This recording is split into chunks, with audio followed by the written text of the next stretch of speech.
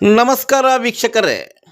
ಆಂಧ್ರ ಪ್ರದೇಶದ ಸತ್ಯಸಾಯಿ ಜಿಲ್ಲೆ, ಹಳೆ ಅನಂತಪುರ ಜಿಲ್ಲೆ, ಪೆನುಗೊಂಡ ಐತಿಹಾಸಿಕವಾಗಿ ಮತ್ತು ಧಾರ್ಮಿಕವಾಗಿ ಅತ್ಯಂತ ಪ್ರಸಿದ್ಧವಾದ ಸ್ಥಳವಾಗಿದೆ.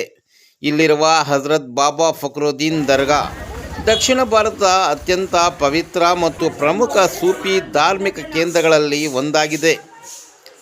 ಹಜರತ್ ಬಾಬಾ ಫಕ್ರುದ್ದೀನ್ ರವರು ಸೂಫಿ ಸಂತರಾಗುವ ಮುನ್ನ ಇರಾನ್ ಅಂದರೆ ಪರ್ಷಿಯಾ ದೇಶದ ರಾಜರಾಗಿದ್ದರು. ವೈರಾಗ್ಯದ ಹಾದಿ ಹಿಡಿದ ಅವರು ತಮ್ಮ ರಾಜಭಾರವನ್ನು ತ್ಯಜಿಸಿ ಧರ್ಮ ಪ್ರಚಾರ ಮತ್ತು ಆಧ್ಯಾತ್ಮಿಕ ಸಾಧನೆಗಾಗಿ ಭಾರತಕ್ಕೆ ಬಂದರು. ಪೆನುಗೊಂಡದ ವಾಸ್ತವ್ಯ ಏನೆಂದರೆ, ತಮಿಳುನಾಡಿನ ತಿರುಚಾಪಳ್ಳಿಯ ತಿರುಚಿ ಪ್ರಸಿದ್ಧ ಸೂಫಿ ಸಂತ ಹಜರತ್ ನಾದರ್ ಶಾ ಅವರ ಶಿಷ್ಯರಾದ ಬಾಬಾ ಫಕ್ರುದ್ದೀನ್ ತಮ್ಮ ಗುರುವಿನ ಆದೇಶದಂತೆ ಪೆನುಗೊಂಡಕ್ಕೆ ಬಂದು ಅಲ್ಲಿಯೇ ನೆಲೆಸಿದರು. ಈ ದರ್ಗಾ ಕೇವಲ ಮುಸ್ಲಿಮರಿಗಷ್ಟೇ ಅಲ್ಲದೆ ಹಿಂದೂಗಳಿಗೂ ಅತ್ಯಂತ ಪವಿತ್ರವಾದ ಸ್ಥಳವಾಗಿದೆ. ಜಾತಿ ಮತ ಭೇದವಿಲ್ಲದೆ ಲಕ್ಷಾಂತರ ಭಕ್ತರು ಇಲ್ಲಿಗೆ ಬರುತ್ತಾರೆ. ವಿಜಯನಗರ ರಾಜಗೌರವ ಪೆನುಗೊಂಡವು ವಿಜಯನಗರ ಸಾಮ್ರಾಜ್ಯದ ಎರಡನೇ ರಾಜಧಾನಿಯಾಗಿತ್ತು.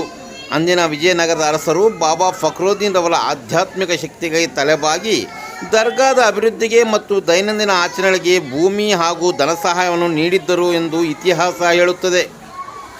ಪ್ರತಿ ವರ್ಷ ಇಲ್ಲಿ ನಡೆಯುವ ಉರುಸ್ ಅಥವಾ ಗಂಧೋತ್ಸವ ಅತ್ಯಂತ ವೈಭವದಿಂದ ಕೂಡಿರುತ್ತದೆ. ಈ ಸಂದರ್ಭದಲ್ಲಿ ಕರ್ನಾಟಕ, ಆಂಧ್ರ ಪ್ರದೇಶ, ತೆಲಂಗಾಣ ಮತ್ತು ತಮಿಳುನಾಡಿನಿಂದ ಲಕ್ಷಾಂತರ ಭಕ್ತರು ದರ್ಗಾಕ್ಕೆ ಭೇಟಿ ನೀಡಿ ಜಿಯಾರತ್ ಮಾಡುತ್ತಾರೆ.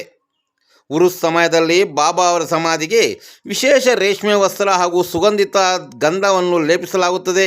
ಈ ದರ್ಗಾವು ಕರ್ನಾಟಕ ಗಡಿಗೆ ಚಿಕ್ಕಬಳ್ಳಾಪುರ ಮತ್ತು ತುಮಕೂರು ಜಿಲ್ಲೆಗಳಿಗೆ ಹತ್ತಿರ ಇರುವುದರಿಂದ ಕರ್ನಾಟಕ ಭಾಗದಿಂದಲೂ ಹೆಚ್ಚಿನ ಸಂಖ್ಯೆಯಲ್ಲಿ ಭಕ್ತರು ಇಲ್ಲಿಗೆ ಭೇಟಿ ನೀಡಿ ದರ್ಗಾದ ದರ್ಶನ ಮಾಡುತ್ತಾರೆ.